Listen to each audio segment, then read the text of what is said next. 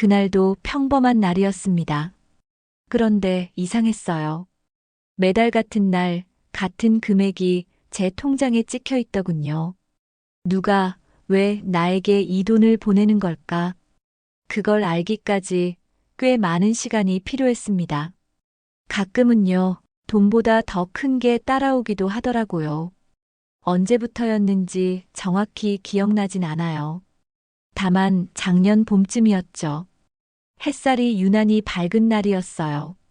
텃밭에서 고추 모종을 정리하고 돌아와 습관처럼 통장을 확인했는데 입금 내역이 하나 찍혀 있었어요.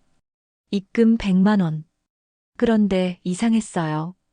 보낸 사람도 없고 설명도 없고 메모란엔 그저 입금이라는 두 글자뿐이었거든요. 처음엔 잘못 들어온 줄 알았죠. 혹시 송금 실수인가 싶어서 다음 날 바로 은행에 갔어요. 그런데 직원이 말하길 보낸 계좌는 개인명의 비공개 설정 계좌라고 하더라고요. 환불 요청도 없었고요. 정상 입금이니 그냥 쓰셔도 된다고 했죠. 그게 시작이었어요. 그 다음 달에도 또 그 다음 달에도 정확히 매달 15일 오후 1시쯤 100만 원이 통장에 들어오더라고요. 어느 날은 알람이라도 맞춘 듯 정확하게 들어오고 어느 날은 조금 늦게 들어오긴 해도 빠진 적은 한 번도 없었어요. 그 돈이 뭔가 싶었죠. 처음 석 달은 아예 손도 안 댔어요. 괜히 찝찝하고 뭐랄까요, 누군가 나를 지켜보고 있는 것 같은 느낌이랄까. 그 돈이 누군가의 마음 같기도 했거든요. 묘했어요. 좋지도 나쁘지도 않고 그냥 묘하게 낯설었어요. 저는 혼자 살아가는 67세 여성이에요. 남편은 몇 년 전에 먼저 갔고 딸아이는 결혼해서 외국에 나가 있어요. 그나마 바쁜 직장 생활 덕분에 자주 전화도 못해요. 이제는 하루가 그냥 흘러가는 게 익숙해졌죠. 그래서 더 그랬는지도 모르겠어요. 매달 정확히 들어오는 200만 원이 어쩌면 나를 잊지 않는 누군가의 증표일지도 모른다는 생각이 들더라고요. 네 번째 돈이 들어왔을 땐 솔직히 조금 써봤어요. 마트에서 평소보다 좋은 고등어를 샀고 30년 만에 동네 카페에서 라떼도 한 잔 마셔봤죠. 그런데 묘하게 그 돈이 나를 위해 쓰라고 말하는 것처럼 느껴졌어요. 그러다 어느 날 우연히 통장 정리를 하다가 입금 출처가 모두 종로 지점이라는 걸 알게 됐어요. 제가 평생 거래해 본 적 없는 지점이었는데 말이죠. 그 순간 좀 소름이 돋았어요. 이건 단순한 익명 기부도 아니고 자동이체도 아니고 누군가가 정성껏 매달 보내고 있는 거구나 하는 생각이 들었어요. 그게 아무 이유 없는 돈일 리는 없었죠. 이렇게 꾸준하고 정확하게 보내는 사람이라면 분명히 나를 알고 있는 사람일 거예요. 딸한테 말해볼까 하다가 그만뒀어요. 괜히 걱정만 끼칠까 봐서요. 친구들한테도 말 못했어요. 사람들은 쉽게 말하거든요. 좋은 일이잖아. 그냥 받아. 그 말이 틀린 건 아니지만 받는 사람 입장에선 말처럼 쉽지가 않아요. 내가 모르는 출처의 돈이라면 그 안엔 어떤 마음이든 숨겨져 있을 테니까요. 그날 밤 서랍 정리하다가 오래된 앨범이 눈에 들어왔어요. 1978년 교사 초년생 시절 교무실 앞에서 찍은 단체 사진 한 장. 그 속에서 눈에 띄는 아이 하나가 있었어요. 조용했고 예의 바르고 항상 맨 뒷자리. 그리고 어느 졸업식 날 나를 바라보며 울먹이며 마지막 인사를 남겼던 아이. 선생님은 평생 기억할게요. 그 아이 이름이 문득 떠올랐어요. 성민이. 맞아요. 그 아이 성민이. 그런데 그 아이가 지금 이 돈을 보내고 있는 걸까요? 말도 안 되는 소리 같지만 가슴 한편이 그 이름을 놓질 못하더라고요. 그리고 전 결심했어요. 종로 지점으로 직접 가보자. 누군지는 몰라도 그 사람을 이제는 꼭 만나보고 싶었어요. 나는 아침 일찍 준비를 마치고 종로로 향했어요. 평소 같았으면 굳이 그렇게까지 하지 않았을 거예요. 하지만 이상하게도 그날은 꼭 가야만 할 것 같았어요. 마치 누가 등을 떠미는 기분이었죠. 9호선에서 갈아타고 종로 3가역에 내렸을 때 살짝 설레기도 했어요. 은행이라는 공간이 그렇게 낯설게 느껴진 건 아마도 처음이었거든요. 어서 오세요. 은행 문을 열자마자 젊은 직원이 반갑게 인사를 건넸어요. 내 손에는 통장이 꼭 쥐어져 있었고 나는 그것을 창구에 조심스레 내밀었죠. 저기요, 이 통장으로 매달 들어오는 입금이 있는데요. 혹시 누가 보내는 건지 알 수 있을까요?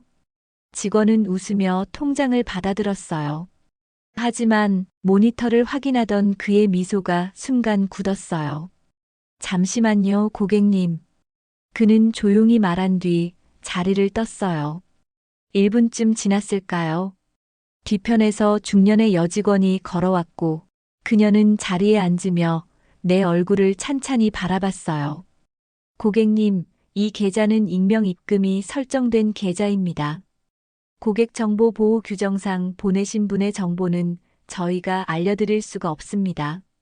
그 말투는 퍽 정중했지만 어딘가 미묘하게 조심스러웠어요. 그런데요, 혹시 이 계좌가 어느 지역에서 등록된 건지는 알 수 있지 않나요? 나는 조심스럽게 되물었어요. 직원은 망설이다가 아주 낮은 목소리로 말했죠. 처음 등록된 주소지는 서울 구로구였습니다. 그 외 정보는 죄송합니다. 구로구. 가슴이 한번 철렁 내려앉는 느낌이었어요. 내가 첫 발령받았던 중학교가 있던 곳, 그리고 그 아이도, 성민이도 그 동네에 살았었죠.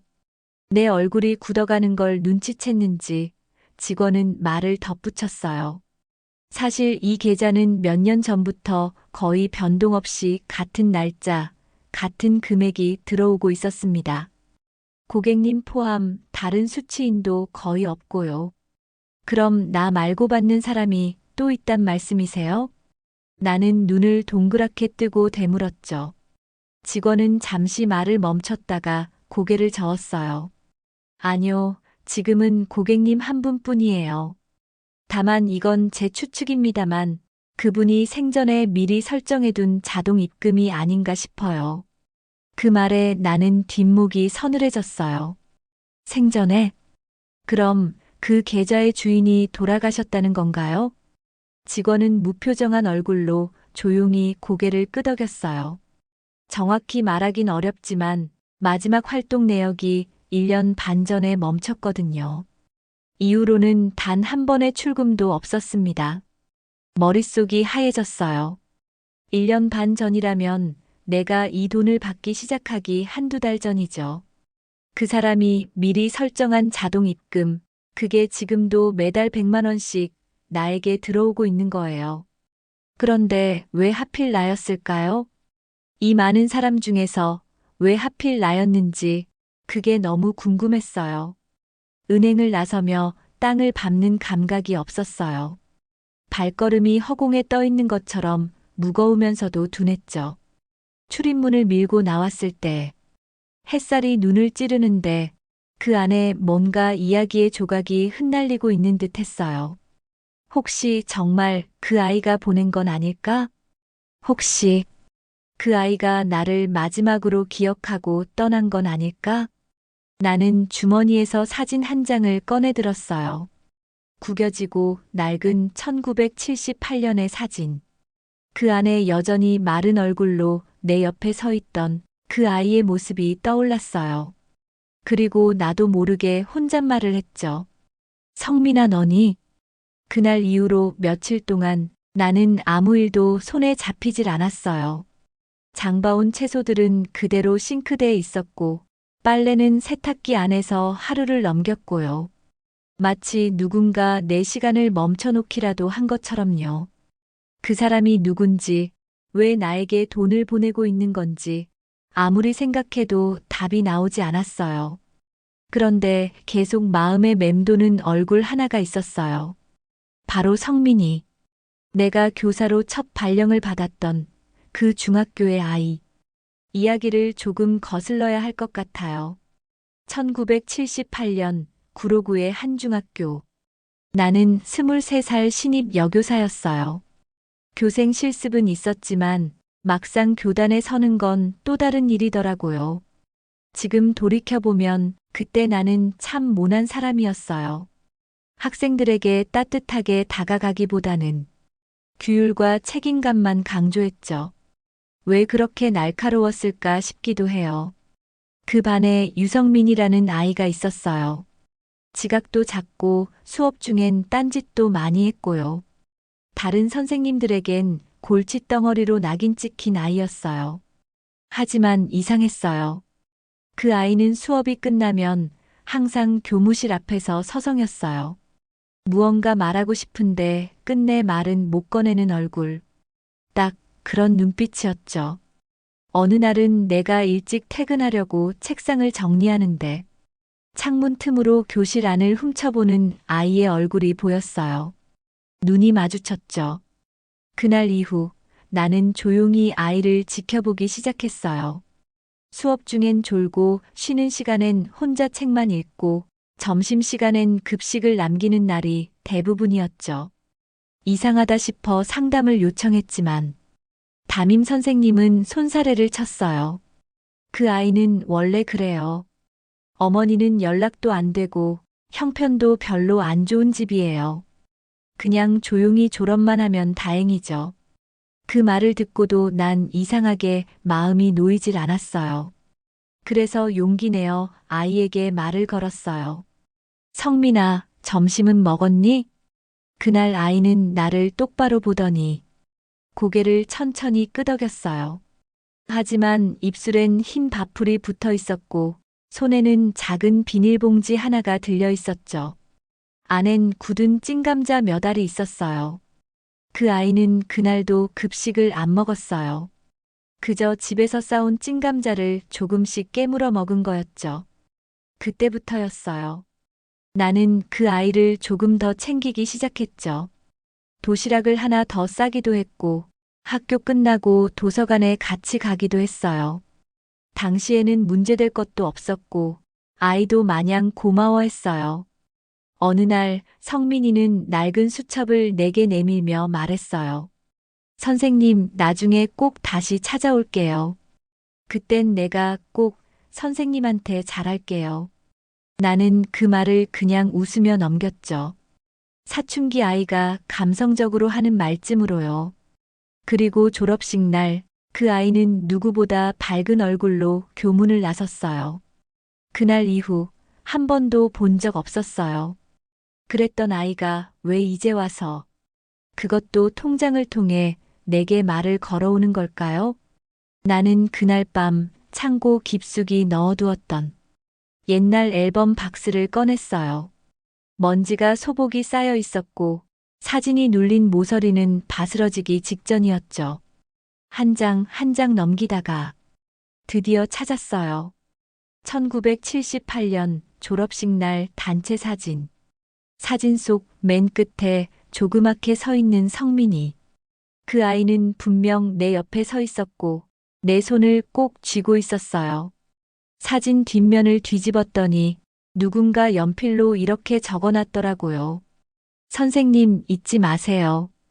유성민 드림. 심장이 울컥했어요. 그 글씨체는 어색하고 삐뚤빼뚤했지만 내 기억 속 그 아이의 말투와 너무 닮아 있었어요. 나는 한참 동안 사진을 바라봤어요. 그리고 처음으로 깨달았어요. 이 100만 원짜리 입금은 단순한 돈이 아니었구나. 이건 기억의 인사였어요. 선생님, 전 잊지 않았어요. 사진 한 장이 그렇게 말을 걸어오고 있었어요. 다음 날 나는 용기를 내서 성민이의 이름으로 인터넷 검색을 해봤어요. 하지만 특별한 결과는 없었어요.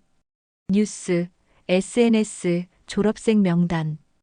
아무데도 그 이름은 없었죠. 마치 누군가 일부러 세상에서 그의 흔적을 지운 것처럼요. 그런데 이상하게도 동창회 카페에 올라온 한글이 눈에 들어왔어요. 3학년 5반 유성민, 혹시 기억하시는 분 계신가요? 그 친구 고등학교도 못 가고 외국에 나갔다던데요. 글쓴이는 이름도 없이 그냥 졸업생이라고만 적혀 있었어요. 댓글은 없었지만 그 짧은 글 하나가 내 마음을 뒤흔들었죠. 혹시 그 아이가 지금 해외에서 돌아왔거나 혹은 세상을 떠나기 전에 무언가를 남긴 건 아닐까요? 내 가슴 속에서 30년 넘게 잠들어 있던 아이 하나가 지금 다시 내 삶으로 걸어 들어오고 있었어요. 사진을 본 그날 밤 나는 한숨도 자지 못했어요. 눈을 감으면 사진 속 성민이 얼굴이 떠올랐고 귀를 막아도 선생님 꼭 다시 올게요라는 말이 맴돌았죠. 그게 너무 생생했어요. 마치 어제 들은 목소리처럼. 이젠 확실했어요. 성민이는 그냥 스쳐간 제자가 아니었고 나는 그 아이에게 뭔가를 남긴 사람이었어요. 어쩌면 그 아이 삶의 한 조각이었는지도 몰라요. 그 다음 날 나는 용기를 내어 졸업생 카페에 직접 글을 남겼어요. 1978년 졸업생 유성민 군을 기억하시는 분 계신가요? 국어과 박선영 교사였습니다. 지금은 퇴직했고 개인적으로 궁금한 일이 있어. 혹시 아시는 분 계시면 조심스레 연락 부탁드립니다. 글을 쓰고 난 뒤 한참을 모니터 앞에서 멍하니 있었어요. 아무 답이 없을 줄 알았거든요. 그런데 딱 이틀 후 한 통의 메시지가 도착했어요. 선생님, 저 기억하세요? 저 이수정이에요. 그때 같은 반이었고 성민이랑 같은 골목 살았어요. 번호 남기면 전화 드릴게요. 심장이 덜컥 내려앉았어요. 정말 오랜만에 듣는 이름이었고 한때 똘똘하고 조용하던 아이였죠. 전화를 받자마자 들려온 목소리는 놀랍게도 또렷했어요. 세월이 흘렀다지만 목소리 속 기운은 그대로였죠. 선생님, 진짜 선생님 맞으세요? 그럼 그 이수정이 맞구나. 목소리 그대로다. 세상에 이렇게 다시 통화하게 될 줄이야. 우린 한참을 웃으며 이야기했어요. 수정이는 중학교 졸업 후 지방으로 이사 갔고 결혼하고 애 낳고 살다가 얼마 전부터 다시 서울에 올라왔대요. 그리고 성민이 얘기가 나왔어요. 성민이 말이에요. 그 아이 중학교 졸업하고 얼마 안 있어서 집이 완전히 망했어요. 아버지 일터에서 큰 사고가 났는데 산재도 못 받고 그냥 집이 풍비박산 났죠. 그래서 고등학교도 못 갔다며. 네. 그때 어머니는 애들 셋 데리고 지방으로 내려갔어요. 성민이는 혼자 서울에 남았고 어느 날 보니까 아예 사라졌어요. 길에서 본 마지막 모습이 종이컵 들고 서 있던 거였어요. 내 가슴이 철렁했어요. 눈앞이 흐려지고 손끝이 저릿했죠. 그런데요, 그 아이가요, 어느 날 편지를 하나 보냈어요. 제게도요. 선생님 얘기를 하더라고요. 그 말에 나는 숨을 멈췄어요. 그 아이가 나를 기억했다고요? 편지 혹시 아직 가지고 있어? 있어요. 오래됐지만 제가 그걸 왜 버렸겠어요. 잠깐만요. 찾아볼게요. 수화기 너머로 서랍을 여는 소리가 들렸고 서류를 뒤적이는 소리 끝에 그녀는 숨을 들이마시더니 이렇게 말했어요. 있다, 여기 있어요. 노란색 종이에 연필로 썼던 편지예요. 그 순간 숨이 멎는 줄 알았어요. 그 아이가 연필로 쓴 글씨. 나는 기억하고 있었거든요. 삐뚤빼뚤하지만 또박또박했던 자신은 없지만 마음만은 확실했던 글씨체. 선생님, 제가 사진 찍어서 문자로 보내드릴게요. 지금 보내도 되죠? 그럼 부탁할게. 몇 초 뒤 휴대폰 진동이 울렸고 사진이 도착했어요. 나는 조심스레 이미지를 클릭했어요. 거기엔 이렇게 적혀 있었어요. 이수정아, 넌 날 기억할까? 나 지금도 내가 중학교 때 웃어준 게 기억나. 내가 세상에서 유일하게 따뜻하다고 느낀 순간이었어. 그리고 선생님, 박선영 선생님. 나는 그 사람이 준 도시락 맛을 아직도 기억해. 그때 나는 사람한테 밥을 받아본 게 처음이었거든. 그래서 꼭 언젠가는 다시 찾아가야지 생각했어. 그때 내 마음 알았을까? 말은 못했지만 난 정말 감사했어. 죽기 전엔 한 번쯤 인사하고 싶었는데, 그러지 못하면 대신 내 마음을 전해줘. 부탁할게. 성민 드림. 나는 핸드폰을 들고 그 자리에 주저앉고 말았어요. 눈물이 왈칵 쏟아졌죠. 사진 속 그 글씨체, 그때 그 도시락을 먹던 아이의 표정, 그리고 수줍게 웃으며 잘할게요라던 목소리. 모두가 한꺼번에 밀려왔어요. 그제야 모든 퍼즐이 맞춰지기 시작했어요. 성민이는 어쩌면 내가 마지막으로 진심을 건넨 아이였고, 그 진심 하나로 평생을 기억한 거였죠. 그리고 세상을 떠나기 전에 자기만의 방식으로 인사를 남긴 거예요. 그 100만 원이라는 돈은 고마움의 표현이 아니라 선생님 아직 살아계시죠? 라는 그 아이만의 질문이었을지도 몰라요. 나는 다시 은행을 떠올렸고 그 계좌가 지금도 작동하고 있다는 걸 기억했어요. 그럼 누가 이걸 이어가고 있는 걸까요? 성민이는 정말 떠난 걸까요? 아니면 누군가가 그 아이의 마음을 대신 전하고 있는 걸까요? 다음 날 나는 그 편지를 출력해서 오래된 액자에 넣었어요. 그리고 거실벽 한쪽에 걸었죠. 거기 적힌 글자 하나하나가 이젠 내 삶의 일부가 되어버렸으니까요. 그리고 난 마음 깊은 곳에서 다시 묻기 시작했어요. 성민아, 정말 너니? 정말 아직도 여기 있는 거니? 사람이 사람을 잊지 않는다는 건 때론 짐이 되고 때론 기적이 됩니다. 나는 지금까지도 그 차이를 완전히 구분하지 못한 채 그 아이의 편지를 바라보고 있었어요. 사진 프레임 속 연필 자국, 죽기 전엔 한 번쯤 인사하고 싶었는데 그 문장은 내 하루를 뒤흔들었죠. 며칠 동안 편지 한 장을 액자에 걸어두고 아침마다 그 앞에 앉는 것이 내 일상이 되었어요. 묵상하듯 바라보던 그 글씨는 시간이 지날수록 더욱 또렷해졌고 그 아이의 얼굴이 점점 선명해졌죠. 그날 나는 결심했어요. 성민이의 마지막 흔적을 찾아보기로요. 세상에 남아있을지 모를 아주 작은 실마리라도 내가 살아있는 동안 꼭 한 번은 마주하고 싶었어요. 서울시립도서관 3층, 과거 뉴스 자료 열람실. 그곳은 시간이 멈춰 있는 듯한 조용한 공간이었어요. 나는 낡은 신문 필름을 돌리며 유성민이라는 이름을 찾기 시작했죠. 30분 1시간 2시간이 지나도 그 흔적은 보이지 않았어요. 어쩌면 처음부터 없었던 이름일 수도 있었죠. 하지만 신문 필름 한 구석, 아주 작은 단신 기사에서 그 아이 이름을 다시 마주했어요. 청소년 쉼터 후원자 YSM, 5년간 익명 기부 이어와 고교 중퇴 후 실종된 유성민 씨 10년 뒤 해외에서 발견되어 쉼터 설립에 기억을 하나 현재는 연락 두절. 손이 떨렸어요. 눈을 비비고 다시 읽어도 분명했어요. 고교 중퇴, 실종, 해외 발견, 그리고 쉼터 후원. 그게 우리 성민이었어요.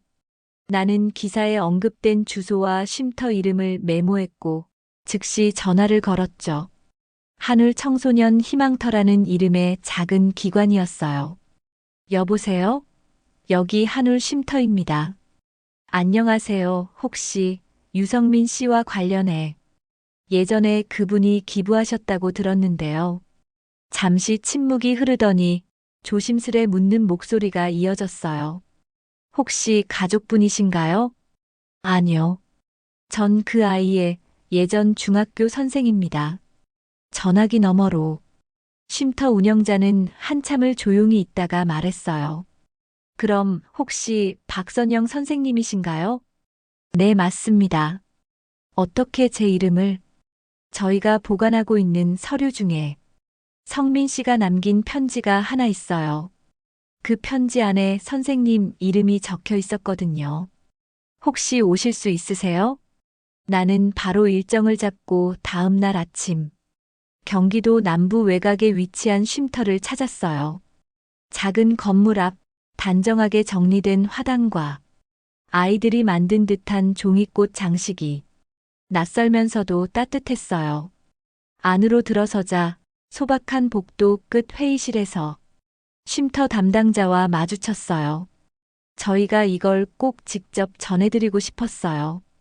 그가 건넨 건 노란 봉투 한 장이었어요. 그 위에 또박또박한 글씨로 이렇게 적혀 있었죠. 박선영 선생님께 돌아가지 못하더라도 마음은 꼭 도착하길. 나는 두 손으로 조심스럽게 그 봉투를 받았어요.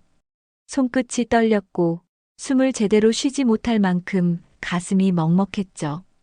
봉투를 여는 순간 내 세상이 정지된 듯 느껴졌어요. 안에는 단 한 장의 편지, 그리고 접힌 종이 사진 한 장이 들어 있었어요. 사진 속에는 낡은 학교 건물 앞에서 웃고 있는 한 남자아이. 내가 기억하는 성민이와 똑같았어요. 그 아래 성민의 글씨로 이렇게 적혀 있었어요. 선생님, 저 잘 자랐어요. 조금 멀리 돌아왔지만 선생님이 준 도시락 기억 덕분에 배고픈 아이들 곁에 머무를 수 있었어요. 그날 나는 단 한마디도 하지 못하고 돌아왔어요. 쉼터 앞 벤치에 앉아 편지를 무릎 위에 놓은 채 한참을 하늘만 바라봤죠. 성민이는 그저 아이 하나가 아니었어요. 그는 나에게 삶을 다시 생각하게 만든 존재였어요. 잊지 않고 기억하고 끝까지 마음을 지킨 아이. 그리고 그 아이가 그렇게 떠났다는 걸 나는 이제야 받아들였어요. 하지만 이상하게도 마음 한쪽이 따뜻했어요. 슬픔만 있는 게 아니었죠. 누군가의 삶에 작은 등불이 되어 있었다는 감각. 그게 사람을 살게 하는구나 싶었어요. 그리고 나는 알았어요. 그 100만 원의 입금은 단순한 고마움이 아니라 삶을 잇는 약속이었단 걸. 그날 밤 나는 집에 돌아와 봉투를 조심스럽게 책상 서랍에 넣었어요. 그리고 다이어리를 꺼내어 단 한 문장을 적었죠. 성민아, 나도 잊지 않을게. 그날 이후로 며칠 동안 나는 사람 만나는 것도 줄이고 집 안에서 조용히 시간을 보냈어요. 서랍 안에 들어있는 성민이의 편지, 액자에 걸어놓은 첫 번째 글, 그리고 매달 입금되던 100만 원. 이 모든 게 하나의 실로 엮인 듯 내 삶을 다시 감싸기 시작했어요. 그 애는 떠났지만 그 애의 마음은 누군가를 통해 여전히 나에게 도착하고 있었던 거죠. 그렇다면 그 누군가가 도대체 누구인 걸까요? 나는 다시 은행을 찾았어요. 이번에는 다짐했어요. 조금 더 깊이 파고들자고. 상담실에 앉아 직원에게 정중하게 부탁했어요. 이 계좌요. 매달 입금이 계속되고 있는데 혹시 발신 계좌가 어떤 이름인지 알 수 있을까요? 직원은 난감한 표정이었지만 내가 신분을 확인하고 연세도 있다 보니 최소한 입금 계좌의 은행과 이름 일부 정도는 알려주었어요. 작은 메모지에 적힌 단어는 바로 이거였죠. 윤진우 JINUCAPITAL. 순간 나는 이름에 멈칫했어요. 익숙했어요. 아주 오래전 내가 성민이를 처음 알게 된 시절에 늘 따라다니던 이름 중 하나였어요. 기억이 다시 떠올랐죠. 중학교 때 성민이는 단짝이 있었어요. 학교 끝나고도 항상 같이 다니던 아이. 그 아이가 바로 윤진우였어요. 지금도 어렴풋이 기억나요. 맑고 똘망했던 눈빛, 교실 맨 뒷줄 창가에 앉아 언제나 성민이 옆자리를 지키던 아이. 그 이름이 지금 이런 방식으로 다시 나에게 다가온 거예요. 나는 곧바로 JINUCAPITAL을 검색해 봤어요. 생각보다 큰 회사였고 기업형 부동산 투자회사라 했어요. 홈페이지를 살펴보니 대표 이름에 윤진우가 있었죠. 그리고 그 사람의 인터뷰 영상이 하나 떠올랐어요. 나는 손끝이 떨리는 걸 참아가며 영상 재생 버튼을 눌렀어요. 그는 성민이와 함께 웃던 그 아이였어요. 나이는 들었지만 그 눈빛은 그대로였고 말투엔 진심이 묻어났어요. 영상 속에서 그는 이렇게 말했어요. 제 삶의 시작은 사실 한 명의 친구 덕분이었습니다. 저는 지금도 그 아이를 기억하고 있어요. 제게 모든 걸 나눠주던 아이. 이름은 유성민입니다. 그 친구가 있었기에 저는 이 자리까지 올 수 있었어요. 그 순간 나는 울음이 터졌어요. 모든 조각이 하나로 이어졌거든요. 성민이가 나에게 남긴 편지, 그리고 성민이의 친구였던 진우가 그 마음을 대신 이어가고 있었던 거예요. 나는 그날로 이메일을 보냈어요. JINUCAPITAL 대표이사실 앞으로 조심스럽고 담담하게 적었죠. 안녕하세요. 저는 유성민 군의 중학교 시절 담임이었습니다. 며칠 전 우연히 그 아이의 흔적을 발견했고 대표님의 영상과 후원 이야기를 통해 뒤늦게나마 감사 인사를 전하고자 합니다. 혹시 시간이 허락된다면 짧게라도 통화를 드리고 싶습니다. 그 아이에 대한 이야기를 함께 나눌 수 있다면 감사하겠습니다. 답장은 예상보다 빨랐어요. 다음 날 대표 비서실에서 직접 연락이 왔고 그날 오후 3시 서울 강남의 한 고층 빌딩 28층 대표실에서 만남이 이뤄졌어요. 문을 열고 들어선 순간 나는 숨이 멎을 뻔했어요. 그는 자리에서 일어나 두 손을 모아 나에게 인사했어요. 선생님 맞으시죠? 박선영 선생님. 진우야 맞구나. 너도 잘 컸구나. 우리는 그대로 앉지도 못하고 잠시 서서 서로를 바라보다가 웃음과 눈물이 동시에 터졌어요. 그 순간 교실 뒷줄의 두 아이가 다시 보이는 것 같았어요. 그는 조심스럽게 앉으며 말했어요. 선생님께 꼭 인사드리고 싶었어요. 성민이 형 대신. 형? 네. 전 그 형을 제 인생의 형으로 생각했거든요. 집안 형편 어려울 때도 선생님이 도시락 주신 거 절반 나눠주던 게 아직도 생각나요. 나는 목이 메어 말문이 막혔어요. 그 형은요, 돌아가셨지만 형의 유언이 있었어요. 내가 없더라도 매달 선생님께 작은 인사를 드려줘. 그게 내 삶을 지켜준 사람이야. 그 말 그대로 지키고 싶었어요. 나는 고개를 끄덕이며 손을 꼭 잡았어요. 진우야, 그 마음 선생님이 평생 잊지 않을게. 정말 고맙구나. 아니요, 제가 오히려 감사합니다. 그 도시락 하나가 형을 살렸고, 그 형이 절 살렸고, 지금의 이 회사까지 만들게 해줬어요. 그리고 그는 가방 하나를 조심스럽게 꺼내 테이블에 올려놨어요. 이건 성민이 형이 마지막까지 갖고 있던 거예요. 돌아가시기 며칠 전 이 가방을 꼭 선생님께 전해달라고 했어요. 편지와 함께요. 나는 숨이 멎은 채 그 가방을 바라봤어요. 노란색 어린이용 유치원 가방. 오래됐지만 낯설지 않은 모양. 손잡이에 달린 인형, 그리고 안쪽 주머니에서 삐죽이 나온 편지 봉투. 그 순간 나는 시간이 멈춘 듯 그 아이와 다시 마주한 기분이 들었어요. 그 가방은 정말로 성민이의 것이었어요. 시간이 지나 색이 조금 바랬고 손잡이는 해졌지만 그 안에 남은 기운은 그대로였어요. 나는 조심스레 손을 뻗어 가방을 열었습니다. 지퍼가 지잉하고 소리를 내는 순간 마치 아이가 낮잠에서 깨어 다시 나를 부르는 것 같았어요. 안에는 사진 한 장, 아이의 손으로 만든 조그만 뜨개 인형, 그리고 마지막 봉투가 담겨 있었죠. 봉투에는 단정한 글씨로 단 한 문장만 쓰여 있었어요.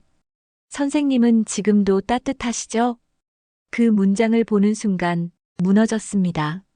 눈물이 뺨을 타고 쏟아졌고 나는 도저히 그 봉투를 바로 열 수 없었어요. 한참을 가만히 앉아 있다가 나는 아주 천천히 봉투를 열었습니다. 그 안엔 편지 한 장과 작은 종이꽃이 접혀 있었어요. 무지개 색종이로 접은 그 꽃은 중학교 1학년 때 내가 아이들과 함께 만들던 미술 시간의 결과물이었어요. 아직 그걸 간직하고 있었던 거죠. 편지에는 이렇게 쓰여 있었어요. 선생님, 사람들은 다들 누군가를 만나며 살아간대요. 저는 인생에서 도시락을 나눠준 선생님을 만났고 그걸 평생의 빛으로 삼고 살았어요. 어려운 날도 많았지만 선생님이 제 이름을 불러주던 그 목소리가 항상 제 등을 떠밀었어요. 이제는 제가 떠날 시간이 된 것 같아요. 하지만 마지막 부탁 하나만 해도 될까요? 매달 100만 원씩 이 돈은 선생님이 또 다른 성민이를 기억해 주시길 바라는 마음이에요. 제가 다시 태어난다면 또 그 교실에 앉아 선생님을 기다리고 있을 거예요. 그때는 제가 먼저 말 걸게요. 선생님, 도시락 있나요? 사랑합니다. 나는 편지를 읽고 또 읽었어요. 그 문장 하나하나에 그 아이가 얼마나 세상을 조용히 버텼는지가 느껴졌어요. 도움을 요청할 줄 모르던 아이, 늘 미소를 지으며 뒤에 숨어 있던 아이, 하지만 마음은 누구보다 깊고 단단했던 그 아이. 그 아이가 죽기 전 마지막으로 손에 쥐고 있던 건 이 가방이었어요. 그리고 그 안에 나를 위한 인사가 담겨 있었던 거예요. 나는 그날로 한 가지 결심을 했습니다. 도시락을 싸기 시작했어요. 이젠 내 손이 예전 같지 않아. 김밥을 곱게 말지도 못하고 달걀 지단도 엉성하게 붙여졌지만 매주 한 번씩 그 도시락을 아이들에게 나눴습니다. 교회 아이들, 복지관 청소년들, 그리고 가끔은 그냥 길가에 앉은 노숙인에게도요. 누군가는 물었어요. 그 연세에 힘드실 텐데 왜 하세요? 나는 조용히 웃으며 대답했어요. 한 아이가 남긴 숙제 같아서요. 성민이가 남긴 도시락의 기억은 이제 내 삶의 일부가 되었고, 그렇게 나는 또 다른 성민이들과 만나고 있었어요. 그 도시락을 받고 눈물을 훔치던 어떤 소녀, 선생님 맛있어요. 하며 고개를 숙였던 소년. 그 아이들의 표정을 볼 때마다 나는 다시 가방을 떠올렸습니다. 어느 봄날 나는 공원 벤치에 앉아 노란 가방을 꺼내 들었습니다. 햇살이 부드럽게 내리고 벚꽃잎이 흩날리던 오후였어요. 가방을 열어 그 안에 인형과 편지, 종이꽃을 꺼낸 후 나는 딸에게 전화를 걸었죠. 지우야, 혹시 내가 어릴 때 유치원 가방 기억나니? 딸은 웃으며 대답했어요. 엄마, 그 노란 가방이요? 매일매일 싸주던 멸치볶음이 생각나요. 나는 한참을 말없이 있다가 조용히 대답했어요. 그 가방이 누군가의 삶을 바꿨단다. 우리 가족 말고도 말이야. 편지 한 장, 가방 하나, 도시락 하나가 사람의 생을 바꿀 수 있다는 걸 나는 이제 압니다. 성민이가 내게 남긴 건 감사보다 더 큰 존재의 증명이었습니다. 가방을 다시 조심스레 닫고 장롱 안 깊숙한 곳에 넣었습니다. 그리고 그 위에 딸의 인형과 그림책을 올려두었죠. 그건 나만의 작은 기념식이었고 성민이에게 보내는 마지막 인사였어요. 성민아, 선생님은 지금도 따뜻해. 너처럼 살아보고 있어. 봄이 끝날 무렵 나는 마지막 도시락을 쌌습니다. 이젠 손가락 마디가 욱신거리고 가끔은 양념도 짜게 되고 반찬 순서도 헷갈리지만 그날만큼은 정성껏 만들었어요. 달걀을 부쳐 삼각김밥 위에 얹고 무말랭이를 바삭하게 무치고 마지막 칸엔 따뜻한 장조림을 담았죠. 그 도시락을 들고 나는 공원 한켠 벤치에 앉았습니다. 멀리서 초등학생 몇 명이 놀이터에서 소리를 지르며 뛰놀고 있었고 나는 그 모습에 묘하게 마음이 찡했어요. 그 순간 누군가 내 옆에 조용히 앉았습니다. 선생님, 혹시 박선영 선생님 맞으시죠? 낯선 남자였지만 어딘가 익숙한 얼굴이었어요. 그는 품에서 작은 종이 상자를 꺼내며 말했어요. 이건 어머니께서 생전에 꼭 전해드리고 싶다고 하셨어요. 정리하다 보니 마지막 서랍 안에 이게 있었습니다. 나는 조심스럽게 상자를 받았고 그 안에는 손으로 꾹꾹 눌러 쓴 편지 하나와 작은 도시락 메모지가 들어 있었어요. 메모지엔 이렇게 적혀 있었어요. 오늘도 드세요, 선생님. 세상에서 제일 따뜻했던 밥이에요. 그리고 편지엔 또 다른 성민이의 사연이 적혀 있었습니다. 그의 이름은 강도윤. 복지관에서 내가 도시락을 나눴던 소년이었어요. 말 수 없고 고개도 잘 들지 않던 아이. 하지만 언제나 반찬을 마지막 한 조각까지 남기지 않았던 아이. 편지엔 그의 글씨로 이렇게 쓰여 있었죠. 선생님, 사실 전 초등학교 2학년 때부터 혼자 컸어요. 도시락을 받아 먹었던 날, 처음으로 누군가 날 위해 밥을 싸줬다는 걸 느꼈어요. 저는 이제 공무원이 되었고, 곧 아버지가 됩니다. 제 아이에게도 따뜻한 도시락을 만들어주고 싶습니다. 그래서 선생님 도시락 메모지 한 장만 가져가도 될까요? 나는 편지를 가슴에 꼭 안았어요. 그리고 조용히 고개를 끄덕였죠. 그날 저녁 나는 집으로 돌아와 오래된 서랍장을 열었습니다. 유치원 가방이 들어있던 그 공간, 성민이의 편지가 담겨있던 그 기억의 방. 나는 그 안에 도윤이의 편지를 함께 넣었습니다. 그리고 작은 쪽지 하나를 덧붙였어요. 이 도시락은 당신의 삶을 살린 한 끼였고 내게는 사랑을 이어준 기적이었어요. 며칠 후 딸이 한국에 들어왔습니다. 멀리 캐나다에서 박사 과정을 마치고 오랜만에 집으로 돌아온 아이는 이젠 제법 어른이 되어 있었어요. 엄마, 얼굴 좋아졌네.